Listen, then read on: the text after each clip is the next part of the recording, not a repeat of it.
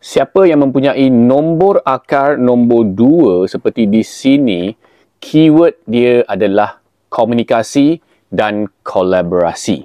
Orang yang dilahirkan mempunyai karakter nombor 2, bakat terpendamnya adalah bercakap dan berkomunikasi. Kalau tidak menggunakan mulut untuk menjadikan kerjaya dia seperti trainer, pembahas, pembaca berita, content creator, presenter, salesperson, live host, sangatlah membazir kalau korang tak memasuki bidang-bidang yang ini.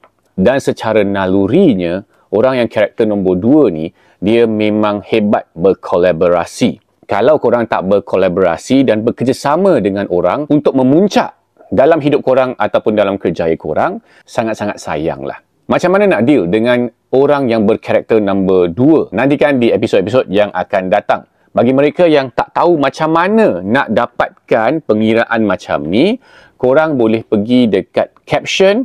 Kions dah buat satu video yang mengajar macam mana untuk kira carta yang sebegini untuk dapatkan nombor akar karakteristik korang. Nombor 3 macam mana pula? Next episode, kita jumpa.